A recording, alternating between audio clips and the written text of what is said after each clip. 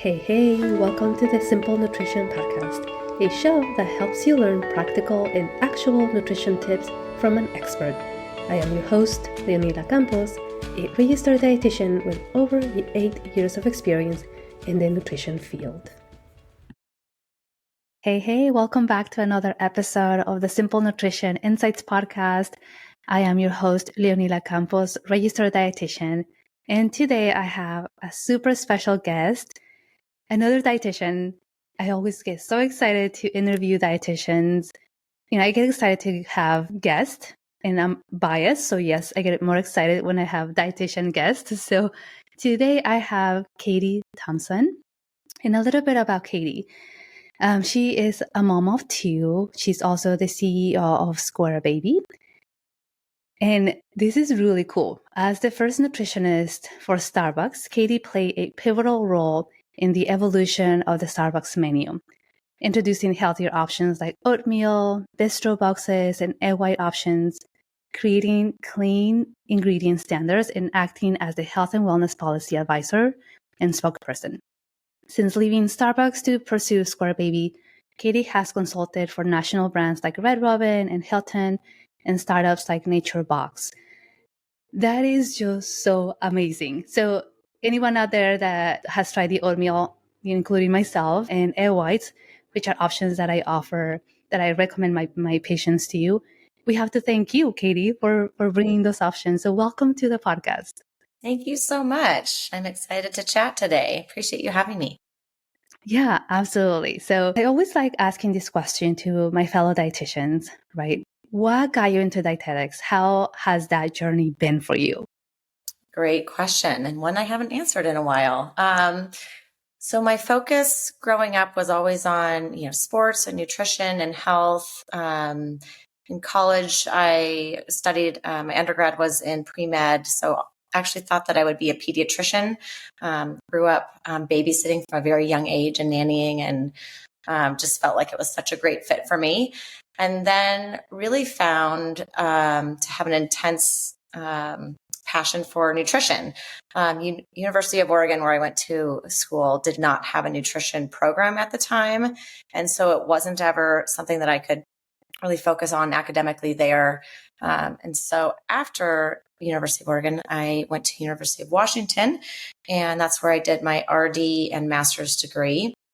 And then really thought that I would be on the clinical side, right? Thank God for these internships where you get to wear so many different hats and be in so many different environments, because what you think you're really going to love or be passionate about might evolve as you get into practice. But and I really did enjoy the clinical, but serendipitously, as I was nannying during graduate school, I met a family, and the husband worked for Starbucks. And never thought anything of it. Awesome family, love the kids, still keep in touch with them, who are now in their mid-20s. John had said, hey, when you're done with grad school, feel free to give me your resume, and I'll see if anyone at Starbucks is looking for any kind of nutrition work. And I just thought, well, that is so kind. You always say yes to these things.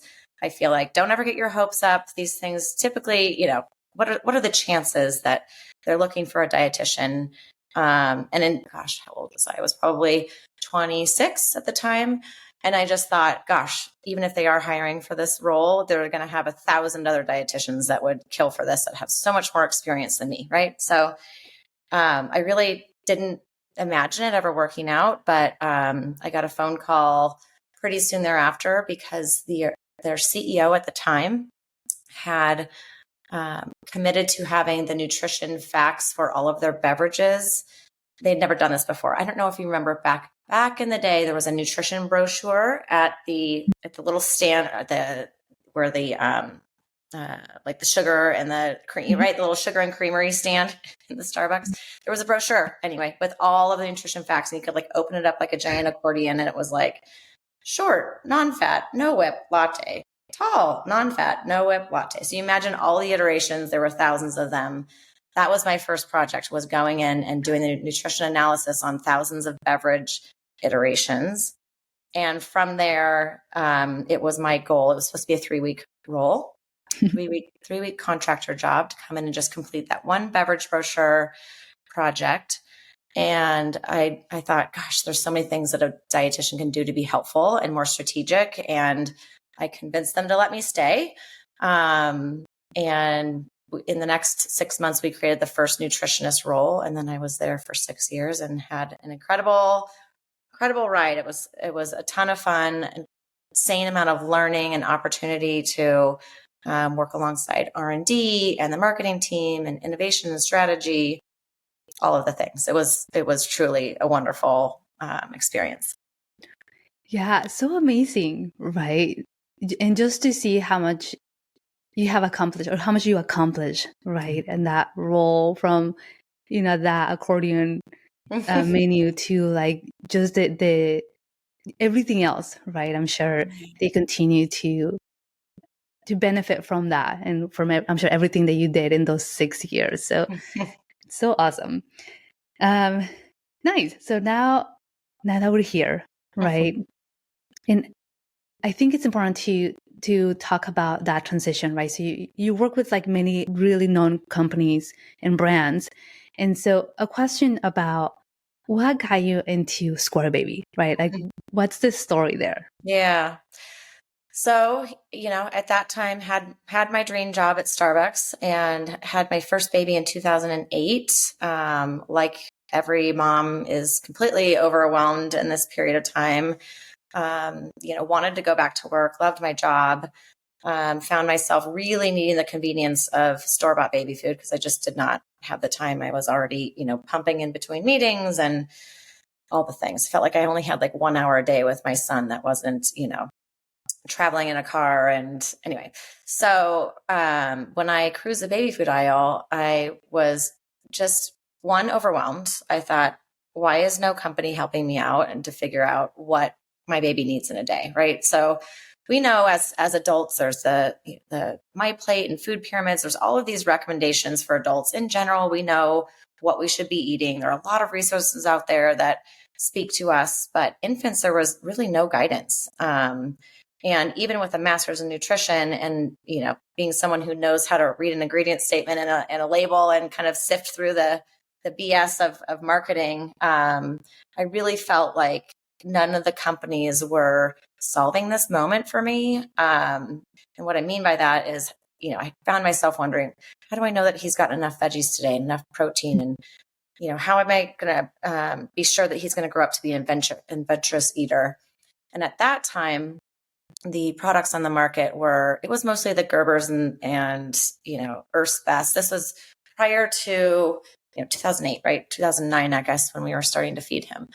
And really what we've seen since is a lot of new brands and products that have come on the market. But actually, while it feels as though there's been a lot of innovation and progress, I actually see that we've taken some steps back. And what I mean by that is that many of the pouches that started to come on the market became very, very fruit heavy. They kind of learned how to do the marketing part, right? So where it used to be pretty transparent, you think about Gerber and Earth's Best, it was turkey dinner and peas and carrots. And it was very straightforward, right? They were baby food companies. They weren't really marketing companies.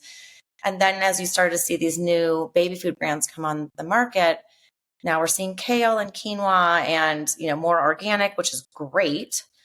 But what we're seeing is that actually there's a lot less balanced nutrition in the baby food aisle now and a lot more very fruit heavy, high sugar purees. So obviously as dietitians, we don't need to, discuss too much that fruit is absolutely a healthy part of a balanced diet. No one will ever say to not eat fruit or to not, enjoy as much whole fruits as you like. But thinking about similar to, fruit juice, there's a reason why we limit this, right?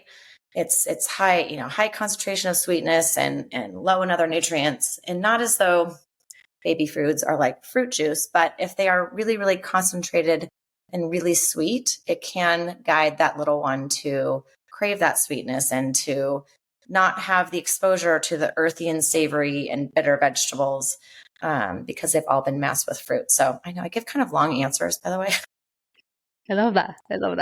Clearly very passionate. But yeah, so just to kind of describe that moment, it was gosh, why is no company trying harder? And it frustrated me. And I thought if buying baby food and knowing what to give my kiddo is overwhelming for me, it must be really overwhelming for other parents too. And so that I left Starbucks in 2010. At that time, my son Jack was 18 months old. So we had been doing purees for about a year or so. And I just couldn't put this idea down. I couldn't shake it. And that's what, in my heart and in my gut, I was like, I've got to solve this. And so here I am now. He's almost 16 years old and I'm still just as passionate about baby food. Absolutely. You're so correct, right? Just as with just parenting in general, we read books, right? And we have all this knowledge if we're more educated and even if we're not. But there is not like each baby is going to be so different, right? Mm-hmm. Even if you learn it, even if you read tons of books, when you have your son or your daughter or your child, you are faced with so many challenges, right? And oftentimes food is something that just with anything is not addressed, right? Or a guide. Like here is, a food that you can trust that is going to give you a balanced meal, right? Or is going to be transparent about the ingredients.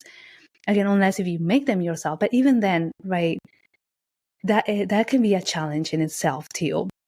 And so that is so great that, you saw this issue and this problem and you're like, we have to address it, right? Because I'm sure, and other parents will have that problem. I had that problem when I had my first child, right?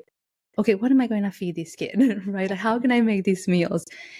And then we add the fact of being so busy, right? Where you're like, I don't have time to even feed myself, right? How am I going to choose these balanced, nutritious meal for my child, right? It can be absolutely so overwhelming. Yeah. People have been there. Right. And so you essentially solve that problem, right? And I'm sure with the years, things have changed and all that. So I guess tell us a little bit about the foods, right? The foods themselves and what is all that about? For lack of a better question. You got it. So, in that moment, in the baby food aisle, thinking that no company had really solved this for me, I really took some time to think about what a solution would look like for parents. And I threw everything on the table. It was, is this a recipe book? Is it an app? Is it shelf stable meals because they're, more convenient? Is it, is it frozen? Is it in a grocery store? Is it direct to consumer? So I really thought about all the different options. And at the end of the day, I was like, if I just give parents a recipe book, I'm like, you still have to make it yourself. And that is the challenge, right? The challenge is, some of us have the time and some of us enjoy it. I certainly enjoyed making baby food, on a weekend. And I would, pick one recipe and get really excited about it and then fill up my freezer with, 4 ice cube trays of the exact same thing, right? Because you'd make a batch of it. But I certainly didn't have the time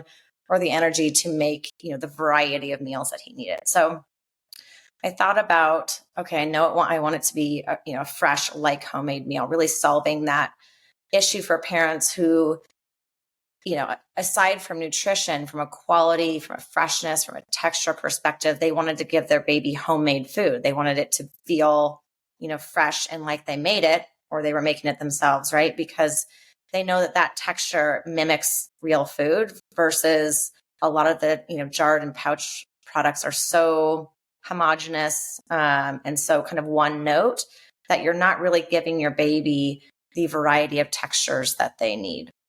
So kind of with all of these things in mind and thinking, how do I solve for every pain point I had, we developed the square meal system. So that is, as I took the recommendations from the Academy of Pediatrics and CDC and WIC, as well as there's new birth to 24 guidelines from the USDA, which is great.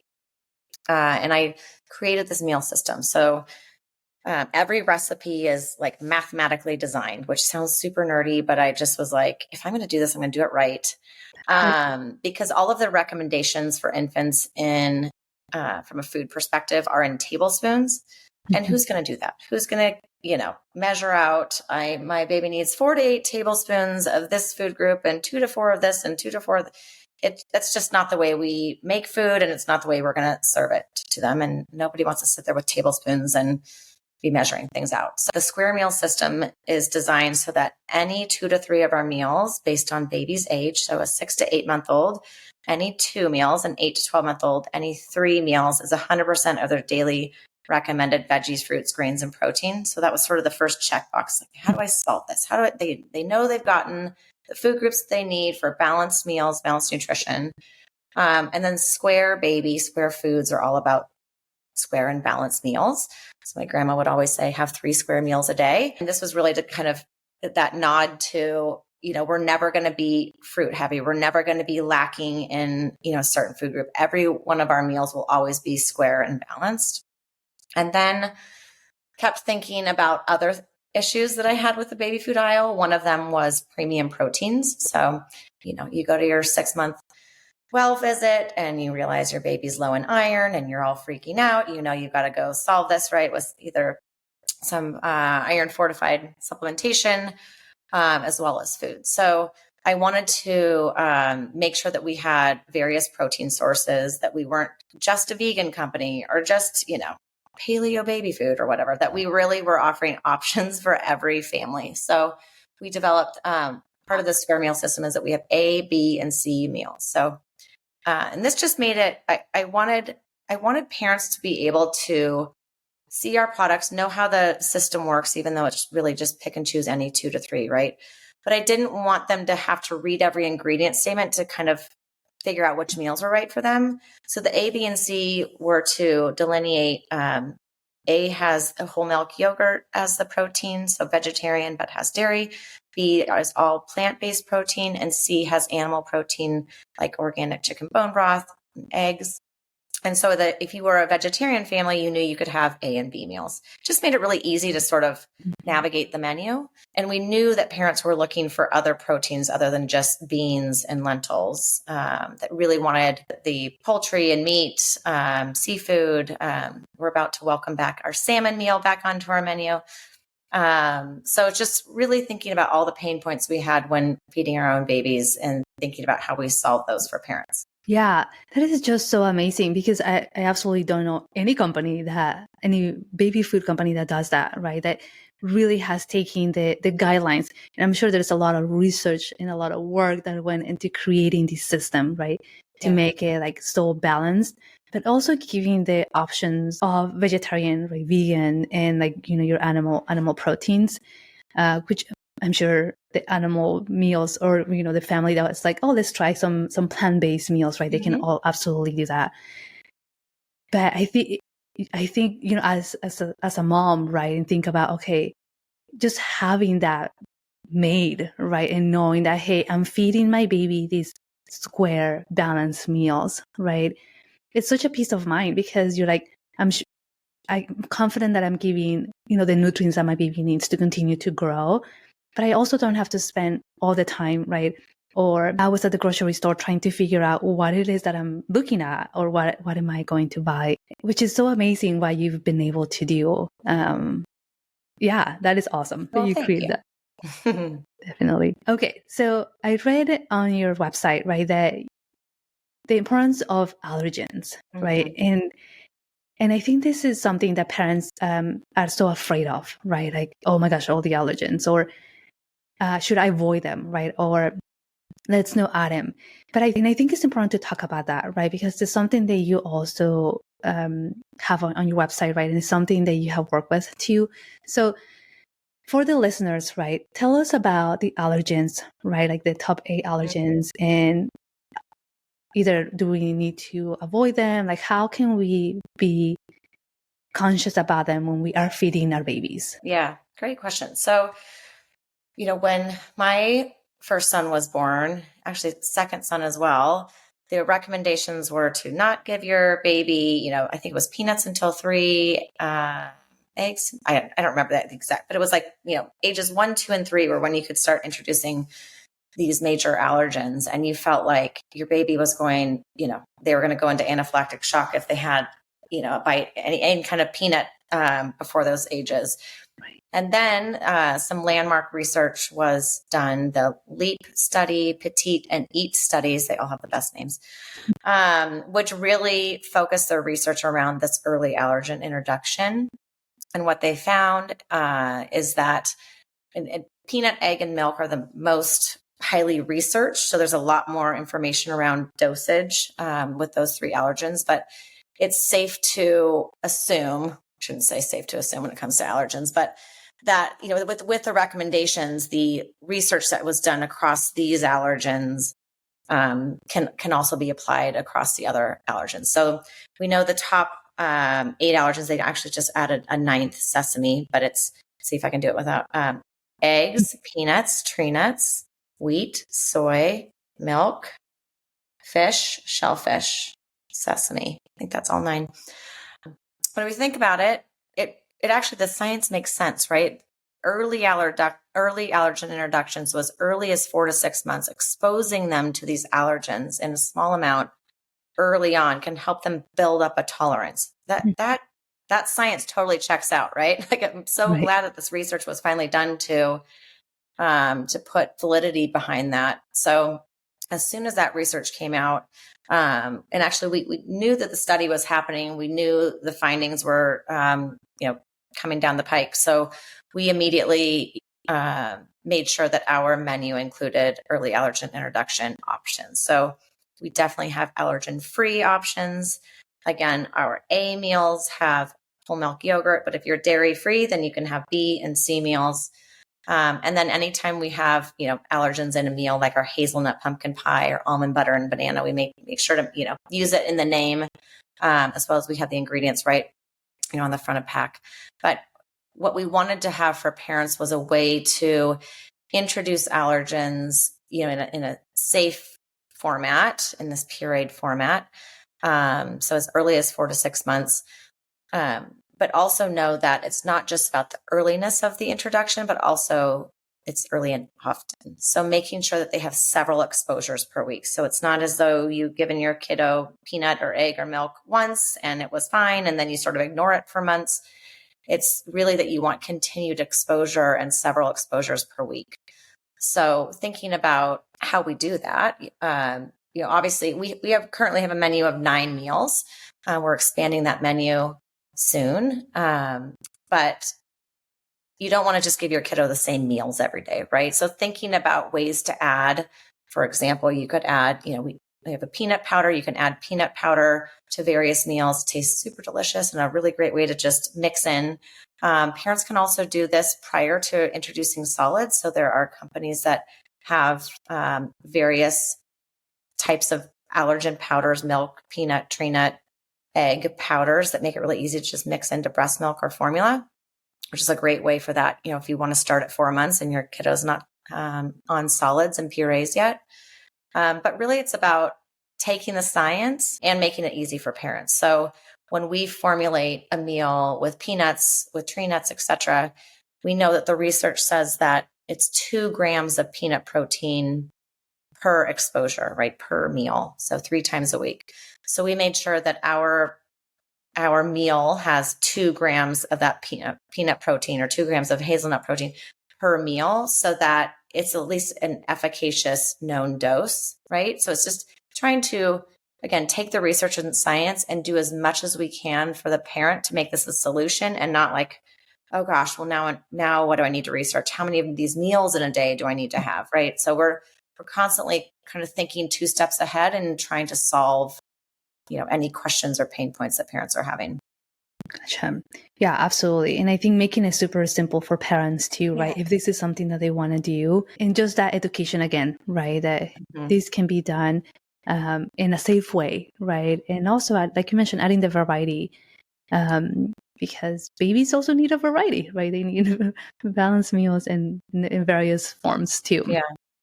I will note too about food allergies specifically. They talk about, there's sort of this old recommendation to introduce 1 food at a time and then wait 3. I feel like for us, it was like 3 to 5 days. And I was like, oh my gosh, it's going to take a month and he's only going to have had a handful of different foods.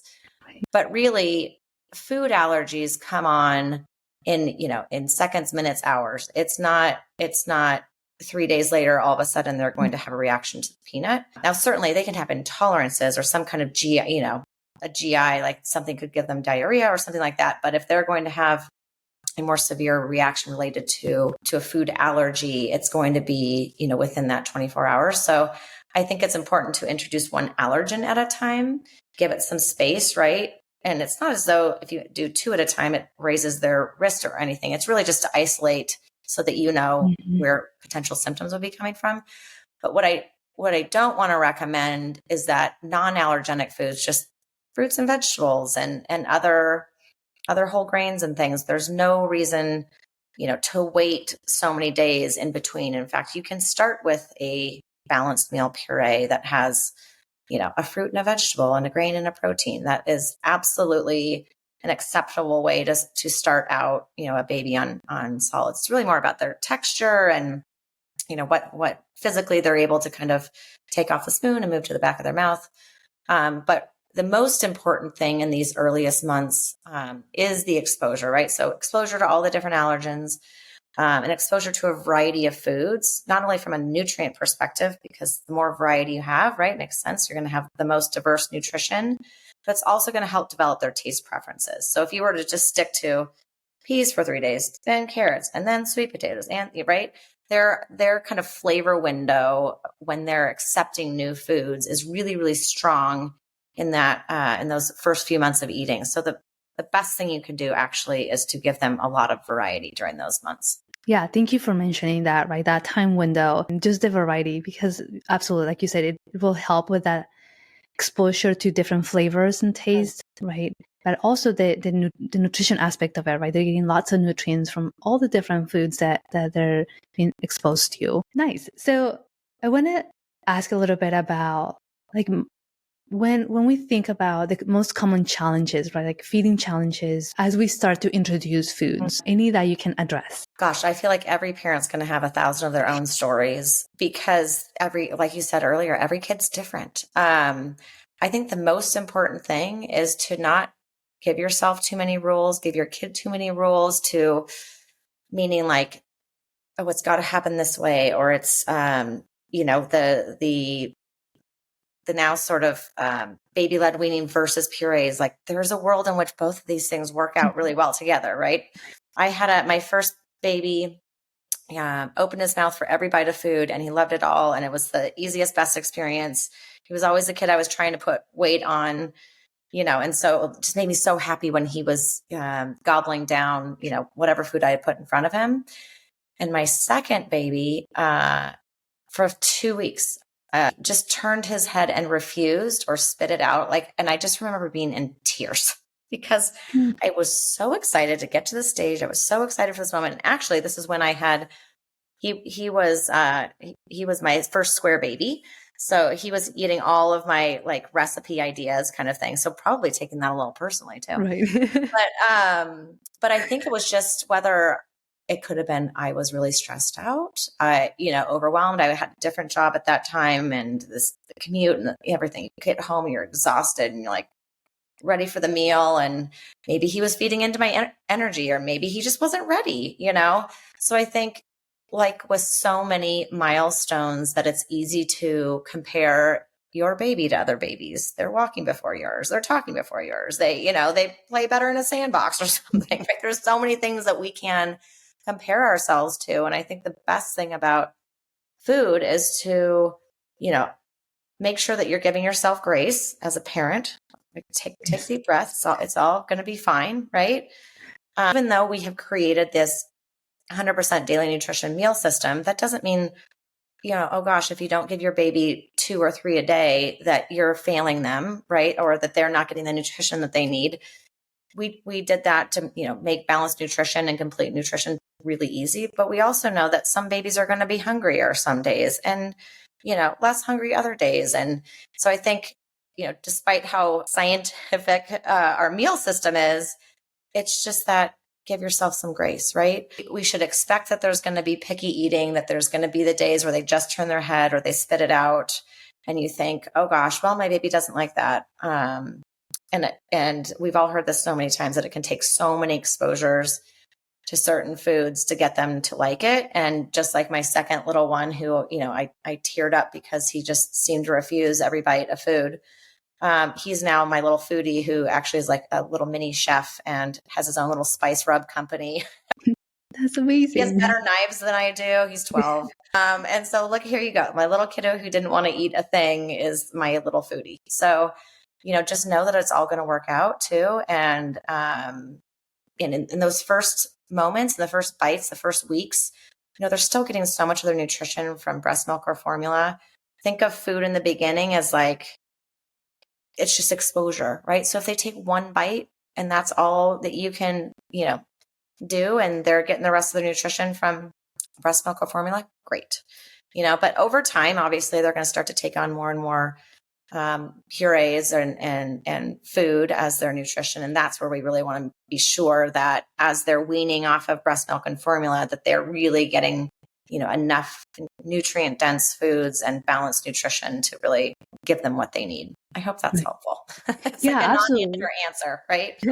No, it is so helpful. I think, what the point that you mentioned, right? Giving ourselves grace, it's so important, right? Because, as parents, we have so many things that we worry about. And even myself, right? When my kid is not eating, right? I'm like, oh my gosh, why aren't you eating? But then we forget it's, they're hungrier some days and not so hungry the other days, right? And that's okay. Lots of grace, right? When we are parents, we need that so much. And yeah, absolutely. I agree with you 100%. Yeah, I want to ask you about like maybe some misconceptions that parents have about starting solids, right? If you have any. Gosh, there's probably a whole bunch of them. I think thinking about, what we see the most on social media, I'm really grateful that social media was not around. It was just starting. And I was like, what's this Facebook thing? Right. It's so funny. But I think, again, that there's a right and a wrong to things, right? So, baby-led weaning, for example, might really work for certain families. And I remember one of my best friends, her daughter was like holding a chicken leg in like a baguette, like as just a little tiny baby sitting on a I don't know, picnic blanket. It was like the cutest, craziest thing. Cause for me, I'm like, oh, my kid could not have physically gotten, that food down. So I think just understanding what's working well for your family and for your baby is the right thing. And we always say that we are a pure, food company, but we absolutely support baby-led weaning because at the end of the day, it's about the nutrition, it's about the exposure, and it's about the mealtime that you want with your child too. And you can use a puree as a dip or a sauce or a spread or a popsicle or 1,000 things, right? Or a yogurt replacement, a soup. You just think about it in different ways and you realize that this, there's not a right and a wrong to those things. We talked a little bit about the delaying several days in between food. I think that's been debunked. I think while we are very proud of our veggie forward promise and all of our meals, so as balanced meals and following the Academy of Pediatrics and USDA recommendations, we also have this veggie first promise, meaning that there's more veggies than any other food group in every single one of our meals. And that was just another one of those like, hey, there's so many fruit heavy meals out there. We're always going to be balanced and we're always going to be veggie first. It's just sort of a promise that we can give you. And I think it's really important that babies learn to taste and eat and enjoy the whole spectrum of flavors. And so not that it matters so much if you offer your child a banana before you offer them, broccoli. It's not about there's some order preference, but in general, I think that having veggie forward meals and which really is just balanced meals at this point, right? Mm-hmm. Things have become so fruit forward that now we have to say veggie forward, just, when it's truly just a balanced diet, right? But making sure that they've had the opportunity to taste broccoli on its own, to taste beets, to have something that's bitter and earthy and some herbs and spices. You don't need to go straight into the sriracha right away, but there is something to be said about the development, right, of your palate and the kids who grow up and enjoy a variety of foods because they were just exposed to it all. And so the worst thing we can do is sort of drown out every vegetable with a fruit. And they don't actually, I mean, it's great to sneak in nutrition, whatever. If you want to put sweet potatoes in your brownies, great. But you're doing disservice to a baby if they've never tasted what a sweet potato and, broccoli and, other, especially green veggies taste like, because it's a real hard thing to turn a toddler around when they are very confident in what they would like to eat, right? Yes. So the more we can expose them to the variety and kind of normalize all these foods early on, I think then they're snacking on bell peppers and, because that's sweet and delicious, and they are delicious. So I think that's sort of this misconception about, is there a right first food? It's really just about balance and variety. I know I probably could go on and on and on, but if there. No, I love that. I think it's so important, right? To, like you said, expose them to all these flavors, right? And just know, okay, this is how sweet potato tastes like, right? Or this is how, I don't know, broccoli tastes like, versus, like you said, hiding them in food, right? Because they're not going to know what it actually tastes like. And that is not going to help them, right? As they continue to, grow and develop and add other foods, right?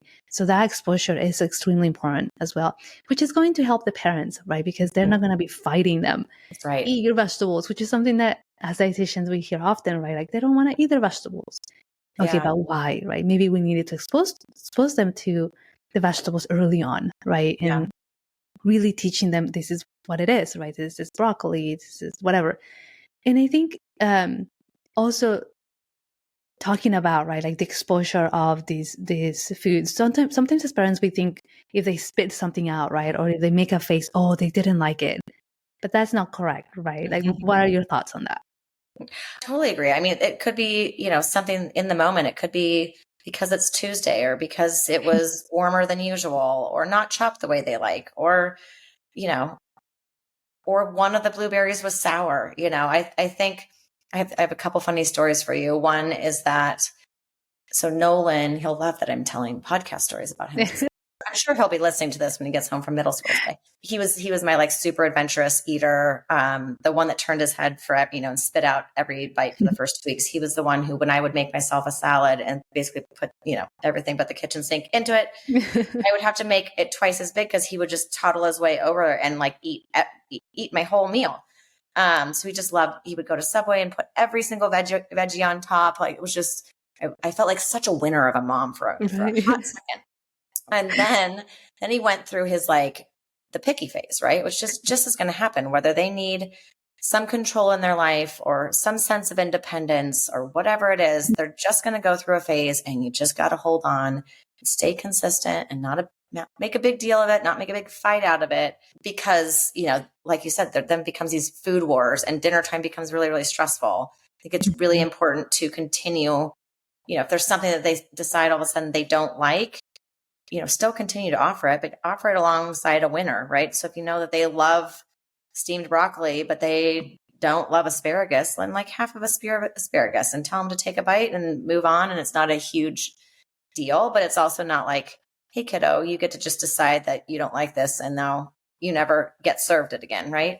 So my little one, so Nolan, could eat like, pint of blueberries. And then one day he just decided he did not like them. And he held on to this for like an entire year. And I still, when I gave him fruit, I would put like 1 or 2 blueberries on his plate and be like, I would like for you to try that, And then eventually like a year later, he was like, I really like these again. And I'm like, oh my God, that was such an annoying year. Yeah. It's like, I don't really know why. Gosh. Yep. That was fun. And then my other funny story with same kiddo is that, so when we first launched the company, we were making the meals in a commercial kitchen. So my co-founder and I made the first 100,000 meals in this tiny kitchen. And we'd come home, after each cook day, and we would usually make 2 to 3 recipes a day. And he would say, did you make beet berry today? Because he would want me to, that was his favorite. I would put it in a glass and he would chug it like a smoothie. But I really loved that meal because I didn't like beets until I was 30 years old. And now I see beets on a menu and I have to have them. It's like one of my favorite foods. And I was determined that I would have, babies and toddlers that would grow up to enjoy that very earthy flavor. Mhm. And so beet berry, its first ingredient is beet, and it has strawberries and yogurt and quinoa. But the first time he had strawberry shortcake, he asked me if he could put beets on it. Wow. Again, you take these mom wins where you can, and then you tell them, you tell the story as many times as you can, because there's certainly like 100 other stories I'm not, that weren't my wins, but it's sweet because that ingredient had been so normalized for him. Of course, I'm going to want beets with my strawberry shortcake. That's what I like in my smoothie. So anyway, it's every kid's just their own little journey of them, learning to enjoy foods and what their relationship with food is. And I think we just keep going back to that balance and variety, and they'll end up in a good place. Right. Yeah. And I love that you mentioned the picky eating part of it, right? Because as parents, again, we worry about they used to eat all these foods when they're little, right? And now they don't want them. And like, it's so annoying. And it is, right? And you worry as a parent. Mm-hmm. But as you said, it's just a stage, right? They're going to grow out of it. And then they're going to say, oh, now I want strawberries, or now I want carrots, right? And it's just going to be fine. Yeah. I think try as hard as you can. This is not like a judgy comment at all, because I've been there. I've been, where they've gone through I don't like things that are hot or cold, or this texture or that texture, very kind of sensory challenges. But to, again, try to give them what a win is, that's not just like, oh, my kid only has plain pasta, or my kid only does, chicken nuggets, and, chicken nuggets and plain pasta have a place in all of our lives. They are totally fine foods, right? But like, I've always felt for those families where they've just kind of gotten to that point where that's all that kid's going to eat, unless you want to put down a major fight, once they're in that sort of elementary school age or whatnot. So I think it's that continued, like, staying consistent with, I'm not going to make you a separate meal. This is what the family's eating, but trying not to like make it such a hurdle, that you're offering something, I don't know, that most people would find challenging, right? It's a whole plate of Brussels sprouts, although I would like that. I think making it feel like there are wins in there for them, but also for you, so that you don't feel like you're just giving into that fight. And now they've defined themselves. I think this can happen where they're like, I don't like that. I don't like this. And then they say it enough times. And I think it becomes like emotionally, psychologically, like hard to overcome when you've told yourself for so long you don't like something. Right. Right. Yeah. Thank you so much for mentioning that. It is important, right? Because sometimes as parents, again, we want them to eat something, right? But then we make it, I don't know, like an obsession, right? And then the kids feel it and they're like, no, I already said I don't want to eat that. Yeah. Why does this matter so much to you? Right. And then that's such a challenge, right? Mm-hmm. And so now they don't want to see it ever again. And we have a whole issue there. Mm-hmm. So yeah, thank you for mentioning that. Absolutely. Let's see. This one is a bit, different in a sense, but what are some of the tips that you can provide to parents that want to transition, right? Obviously, we are adding these purees and the kiddos are enjoying it. What are some tips to transition children, right, from that baby stage into like more family meals? Yeah. Well, I think, anytime you can, if the food's sort of appropriate for their stage, I suppose, and ability to swallow and, safety, all that kind of stuff, to offer them, bites of what you're eating. Of course, we don't, when they're in infancy, I do think it's important to, to not offer them salt and added sugar and things. I mean, a touch here and there is not a big deal, obviously, but our adult palate is very different. I think we can really offer them nutritious and very delicious meals that don't have salt and added sugar. That said, I think that there's, it's a really nice practice to be able to include your baby or toddler into the family meal, however you can, right? So maybe they have their baby or toddler specific meal, but they're having little bites of, the side dishes and things that you have.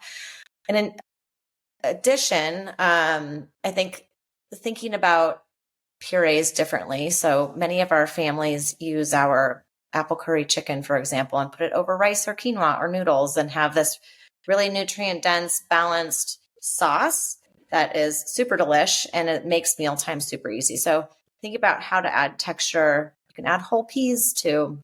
So, like frozen peas or something that's just super easy that you don't have to cook or steam, and adding additional texture into some of these meals so that if you want sort of the convenience of, oh my gosh, I don't want to make a whole separate meal, but I want to add some texture.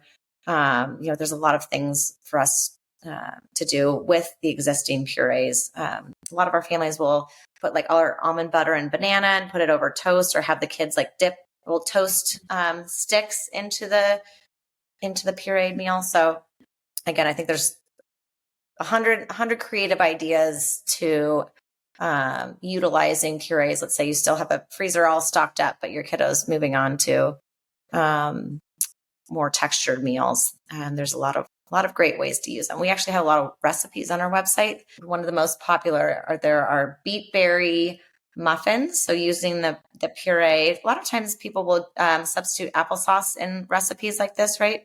So thinking about, baking them into items, making pancakes, popsicles. Yeah, they're so versatile for sure. And I love the idea of adding it onto other things, right? Like the rice, right? That's brilliant.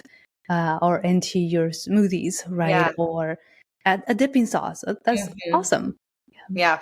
We actually, in San Francisco, we catered an event that there was no babies at this event, but it was a way for us to showcase that our purees were really, just really delicious. So we did mango coconut chicken over quinoa, and we just put little shreds of chicken on top of it.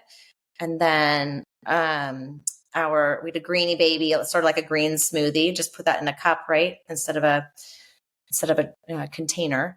And what was so funny is that these women just kept coming back for, additional servings. They're like, what is this? And we're like, square baby, Yeah. So I think you tell people it's baby food and they're like, oh yeah, no, thanks. I am beyond that. I don't think it's going to taste good. And then you have a lot of times when we do samplings, so they will kind of come up and, because none of our brand really looks like baby. Our containers don't look like baby food. And so they're wondering like, is this like a sauce? Or is this a dip? And, and then they take a bite and I'm like, it's baby food. And they're like, they're sort of taken aback. Like I'm not supposed to like this, but then they, they keep going. So it should taste good, right? It should taste good to a toddler, to an adult. That's how we've designed our recipes. If we don't want to gobble them up, ourselves as adults, and we don't put them in a package for babies. I love that. I love that so much, right? Because I think we hear that often, right? Like, who wants to eat baby food, right? Yeah. We should want to eat baby food because it's so nutritious, right? It should be so nutritious. So why you're saying, it makes sense. Like, it has to taste good. Awesome. So final questions here, right? What has been the biggest lesson you've learned since starting Square Baby? Oh man. Gosh, I really should have like a planned answer at this one. Well, I would say business wise, I'm really proud of us for starting the company really small. So starting in a commercial kitchen and making the meals by hand, it meant we knew our recipes, really, really well. So when we scaled up to a co-manufacturer, now we're making thousands and thousands of meals at a time instead of 300 meals at a time.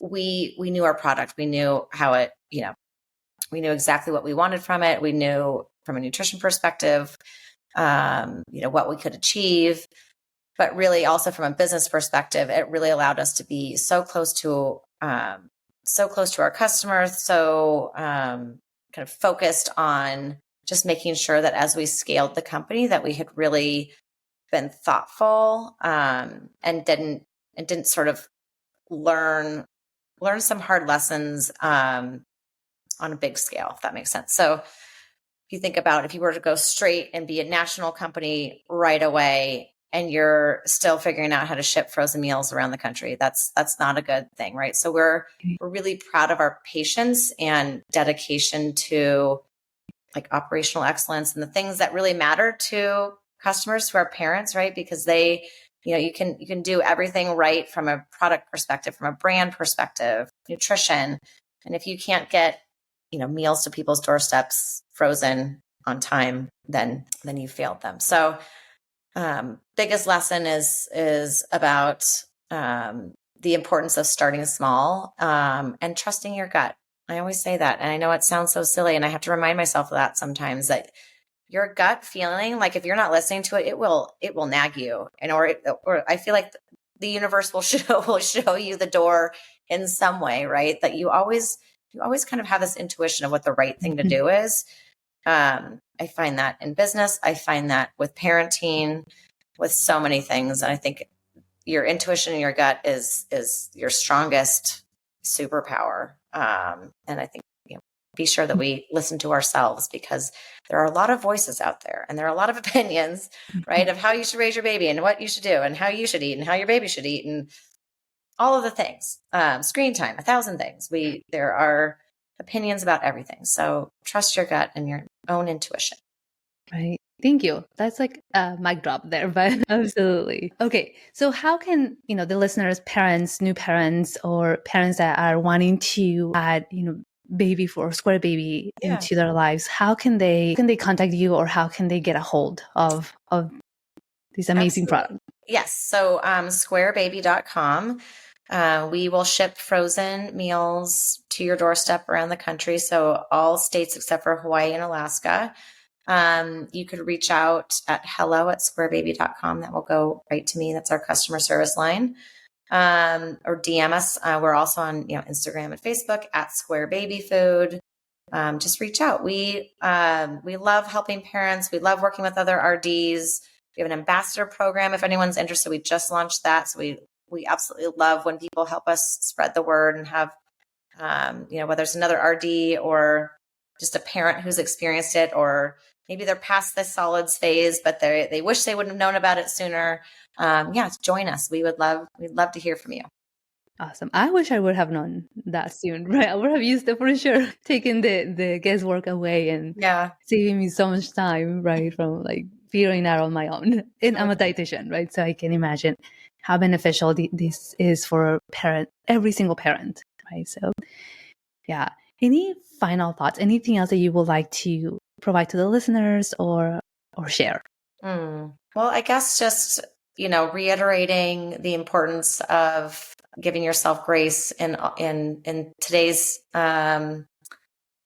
crazy world of social media, and others as well. And understanding that, like any encounter we have in a day, we never know what someone's been through or the challenges they've had, or, a situation, they might be encountering. So just, I think being, spreading kindness and giving each other grace in this crazy journey, and being there for each other. I know that's sort of kumbaya, but I think we just need more of that in our world right now. We do. I agree with you 100%. With these, like you said, this wild, crazy world, right? And social media and everything that we're surrounded. I think that self-kindness, right? And just being kind to everybody, it doesn't cost anything. So why not do it more? For sure. Yeah. Awesome. Thank you so much, Katie. Yeah. I am going to add all that information in the show notes. And so if you're wanting to try it right for yourself, for your baby, please check it out. And again, thank you so much. Thank you to your listeners. I will talk to you and see you in another episode. Bye-bye for now. Thank you. This podcast, the links and resources provided are for the purpose to educate only and are not a replacement for medical advice or nutrition therapy. I suggest you seek out the help of a trained professional to help you with your specific situation and needs.